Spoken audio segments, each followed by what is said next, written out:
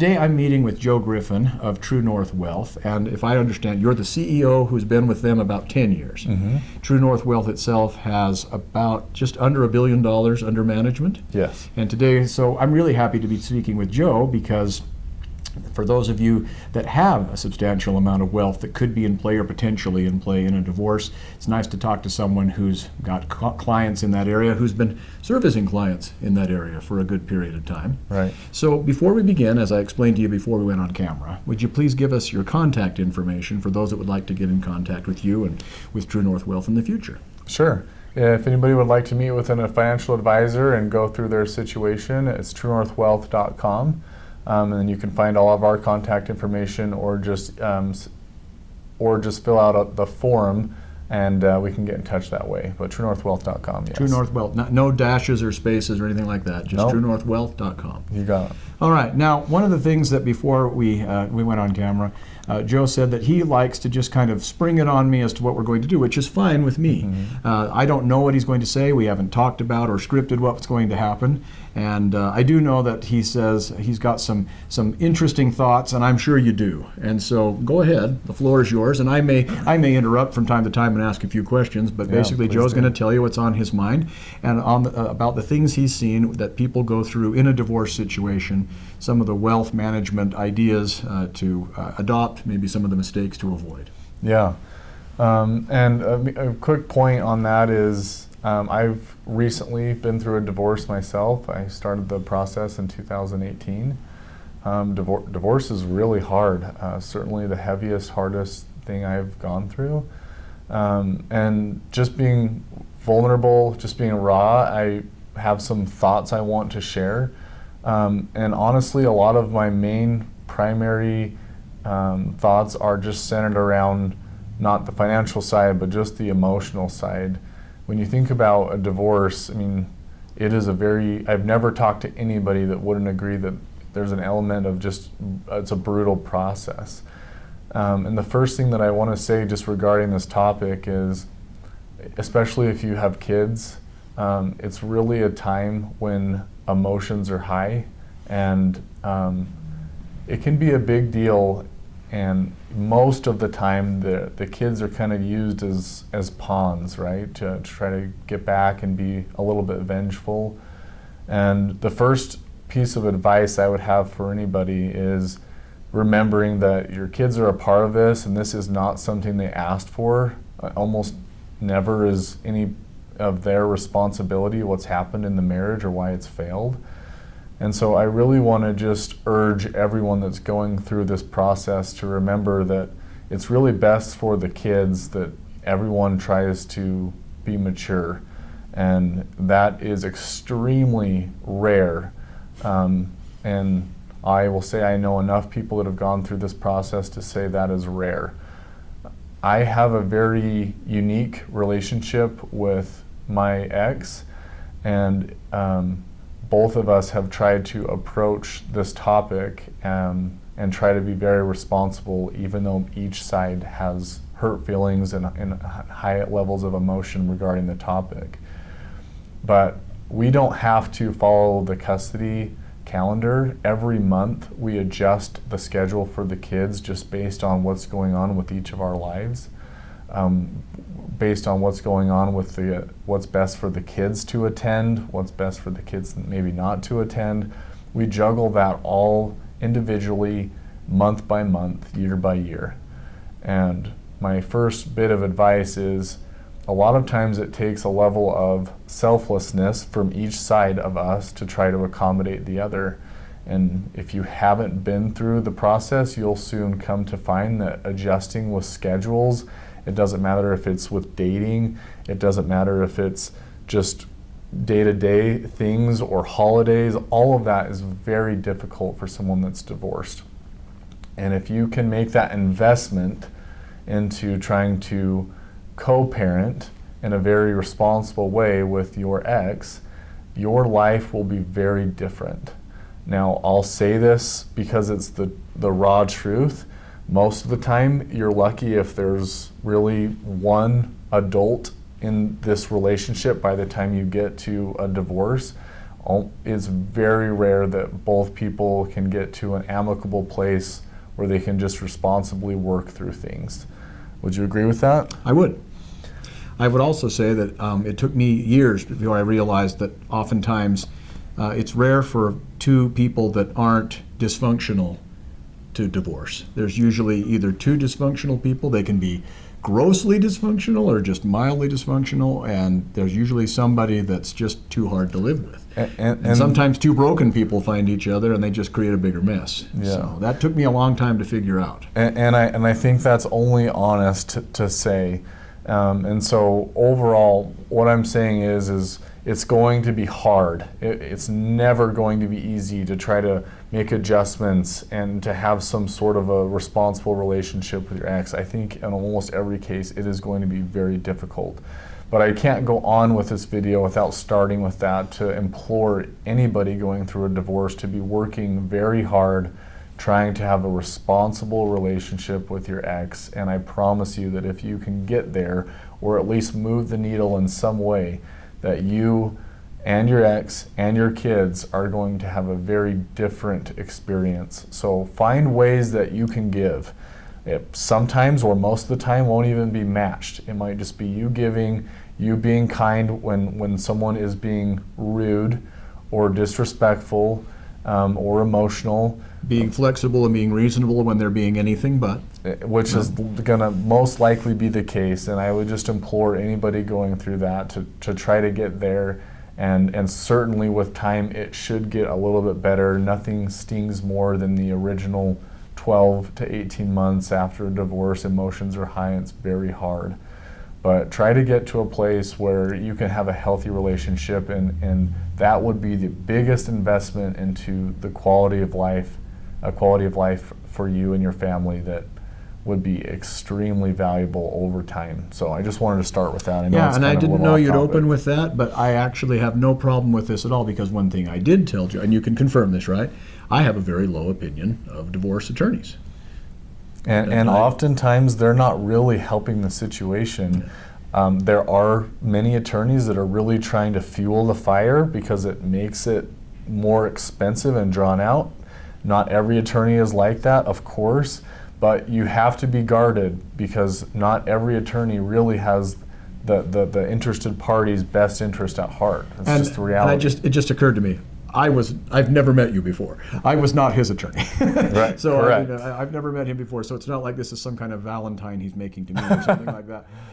But I would agree that, and another thing is that sometimes it's easy to think the bad divorce attorneys are doing this to make a lot of money. It's true.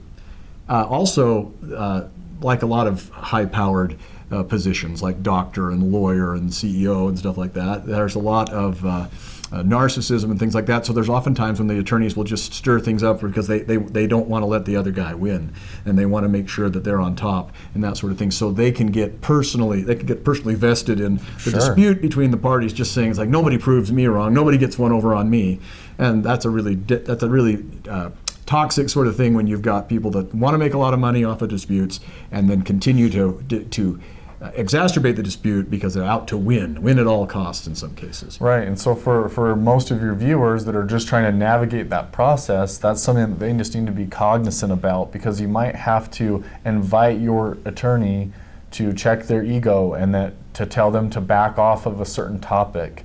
So at the end of the day, you, the client, the one paying the attorney, they're working for you. With the clients for us, they are our boss. We have to report back to them. And even if they want to do something that's going to waste money, even if they're blowing a great opportunity in your opinion, you still have to respect what they want to do because it's their money. Right. So it's just important for the person that's hiring you or the person involved in this process to make sure you remain in the driver's seat, because there's times that your attorney or their attorney will try to take over with their agenda, what they think is important, the fight that they want to go after, and maybe it's not the fight that you are interested in. And I'd say there's one small difference, is that sometimes you might have a client as an attorney who wants to do something to get back at their ex or soon-to-be ex. Right.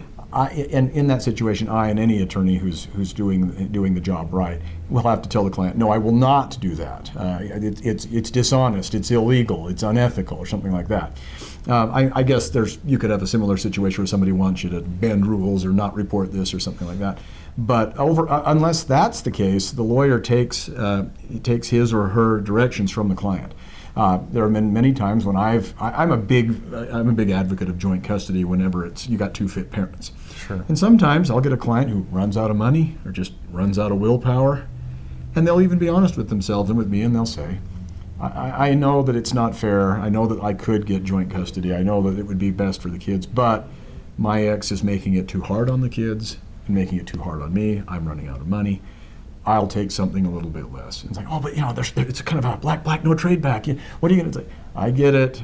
I understand what I'm doing. I understand this is not ideal, but this is what I want to do. And as long as the client's made an informed decision, then I may not like it, and I may feel bad for the client, but at least I know the client's saying, I understand what I'm doing, and I can at least make my peace with it, even if I'm not satisfied. Right. There are a lot of attorneys, however, that will not even solicit their clients' input, and they'll just kind of say, leave it to me, I'll take care of everything, I know what I'm doing. You ever see anybody that yourself or friends of yours or people you know that had that happen to them? Yeah, all the time. And the only other thing I would couple to that statement is often you want to just be very careful that you're gathering all of some great information from your attorney before you're making these decisions. So before you get emotionally invested in a specific direction, make sure that you've really vetted the topic so that you know that, hey, this is the direction I'm heading, and you go into it with your eyes wide open. And it's unfortunate because people that come to this understanding usually come to that understanding far too late in the process. Right. So they've learned these valuable lessons at a time when they're really not of much value anymore.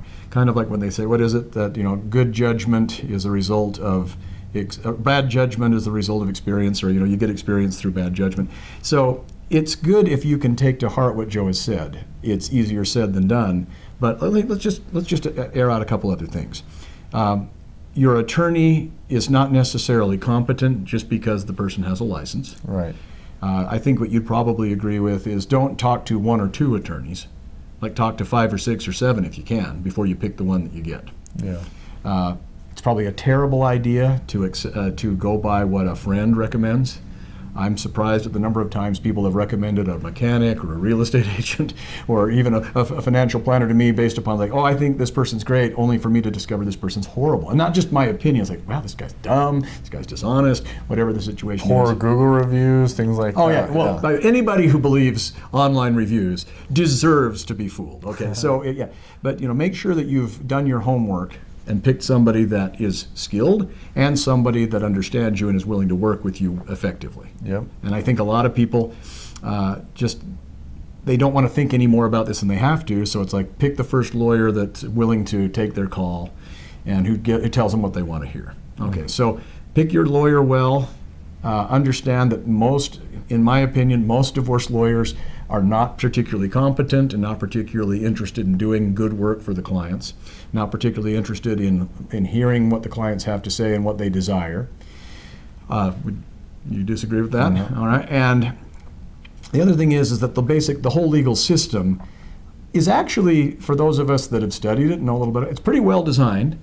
But it doesn't work very well because it's poorly administered. I would say all the way from the litigants themselves, the clients, they don't do what they're supposed to do within the system. The lawyers don't do what they're supposed to do within the system. And the judges don't do what they're supposed to do within the system, and the court personnel.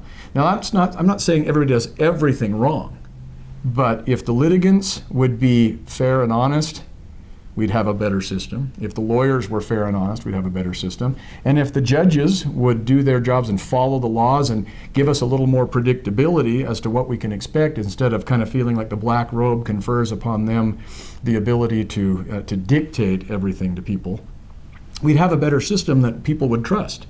But I think a lot of people have a distrust of the legal system and the legal profession, because anything goes, and you'll say, I'm innocent, but I got convicted of the crime anyway. I'm the one who isn't, I didn't commit any negligence or anything like that, but I didn't win, or I lost. And that's because it's not because the system is badly designed, but it's badly administered when those things happen. Now, you can't expect perfection, but we can expect better. Yeah. And so if you trust the system, you're a fool. You've got to make sure that you're looking out for yourself, and you're not relying upon the law, the lawyers, and the legal system to do right by you. Maybe that will happen, but you'd be foolish to expect that without policing your own case and enforcing your rights. It doesn't mean you have to be a jerk about it, but you do have to be very careful. Yeah. Don't take it for granted. Yeah, great points. I want to close with 2 just financial thoughts as we finish up this segment. Number 1 is, after you go through a divorce, there's lots that needs to be updated. You need to look at your estate plan. You need to look at changing beneficiary designations. All that stuff needs to be re-looked at. And don't forget that, because we have seen and know of several instances where someone hasn't updated that, they've passed away, and then their ex is still the beneficiary on their, for example, 401k. So make sure that that's all been updated, that you're taking a look at that, especially with your will, your estate plan. All of those things are important.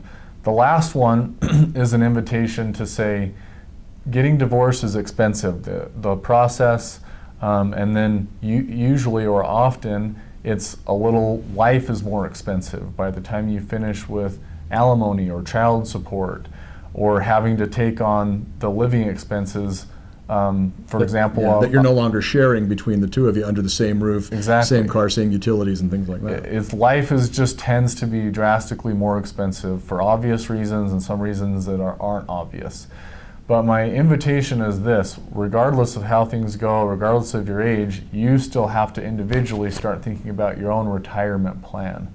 And that can get a little tricky, because every single person that we're meeting with, based on their income, it's a very different picture. Some people leave divorce and they're still financially well off. Others are in a very tough position. After the dust is settled with divorce, it's a time to re-look at everything and try to figure out, what are your blind spots? Where do you really need to focus if you want to retire? That sounds like a lot of fun. Yeah, it's a blast. But a lot of people get so overwhelmed that they don't actually create a plan. They actually don't think of things. Yeah, and so I'm saying, why I'm that kind of person. It's like, I don't want to think about this. This is discouraging enough. I don't want to have to get the bad news, slap with the bad news over and over again. So take your 6 months, take your 12 months, and emotionally recover. But after that, it's time to be an adult. It's time to start creating a financial plan. Regardless of how tough your situation is, it's something that you have to figure out. And so that's where we jump in and can help you analyze your burn rate. We can help you figure out how much is realistic to save. We can help you figure out what accounts would be realistic for you to start funding for your retirement. We can start looking at how do we mitigate taxes based on your situation. So there's lots that we can do, and that's where people come to us as financial planners to start helping. It's doable, in other words. Yeah, it's not the most pleasant of things, but yet at the same time, it's not the worst. I think sometimes people look at financial planning. For myself, you've been so candid. I mean, I get frustrated by it. I feel like I work so hard and have so little to show for it at the end. Or have you noticed, I'm sure you've noticed this, some clients are saying, we saved up for a big trip and then our roof caved in. Yeah. So we had to spend all that money, and we're grateful that we could fix the roof, but every time we try to set something aside, it seems like disaster strikes. And so people tend to psych themselves out, talk themselves out of doing the planning, and then they only find themselves just kind of in a self-fulfilling prophecy. I agree. The only other thing I'd couple that with is, for everybody, regardless of your income, life's expensive, right? When you have a big house and you have a roof problem, you have a bigger bill because of the size of your roof. So everybody has complexities and expenses, and it's not just your appliances or vehicles or homes that are having issues. That's everybody. So most of our clients are doctors, and they still have expensive problems and need sufficient cash reserves to cover some of these problems. They're just more expensive because of their lifestyle. I can second that. It doesn't matter what walk of life you're from, is that a divorce usually, not always, there are some people that have so much money and wealth that they're okay. But even for the wealthiest, there are people you think are pretty affluent, a divorce really hits them hard. And at the very least, it often sets you back when it comes to retirement. All the plans that you had have now been cut in half, and so what you thought you could do at 55 may end up being put off until 67. Right. And so it can be a big disappointment. Yeah. Can I ask a question about this? What does it cost people to get financial planning help. I Yeah. think a lot of people think that it's a lot more expensive than it is, and I think a lot of people forget that sometimes the payments are not made out of your pocket, but on commissions from the investments made, depending upon what kind of plan or what kind of help you get. Could you touch on that briefly? Sure. That's a great question. There's companies like, for example, Betterment and things like that can be well suited for people that are just starting or have less than 100,000 saved. And then you kind of get to, for our league, we have a minimum of about 300,000. So we're kind of dealing with a more kind of high net worth, a higher complexity. And our fee only makes sense for people that kind of have that higher complexity, the 300K or more. But there's still lots of other places that people can go that have less than 300K. Betterment and Vanguard, things like that can be good options. There's companies like, for example, Net Worth Advisory Group. If you want to go to them and just buy a financial plan, just have a financial advisor just do a financial plan for you, then you can, regardless of your net worth, you can pay them and they'll create a financial plan for you. So there's certainly lots of resources.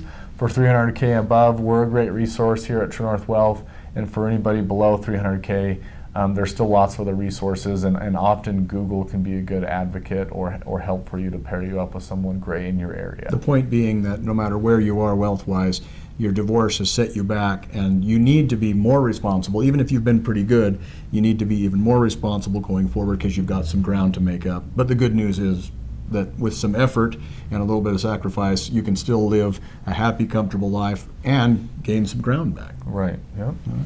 Well, thank you so much. This has been great. And again, didn't know exactly what Joe was going to be telling us, but I think our listeners and those who have watched are very much benefited from hearing that, because you're still standing, and it wasn't a pleasant experience, but you can work through it. And if you'll take to heart what he said, you can make this a less painful and miserable experience, because this is good advice a lot of people don't get or don't fully understand until the dust is settled and it's too late. Right. Joe, for those that would like to utilize your services or be interested in finding out what the TrueNorth Wealth can do for them, would you give them your contact information once more? Sure. The best way is just to go to our website, just TrueNorthWealth.com. You can kind of navigate and move around there, and certainly you're welcome to call us anytime, and our phone number's on the website. So that's TrueNorthWealth.com. Thanks so much. Yeah, thank you.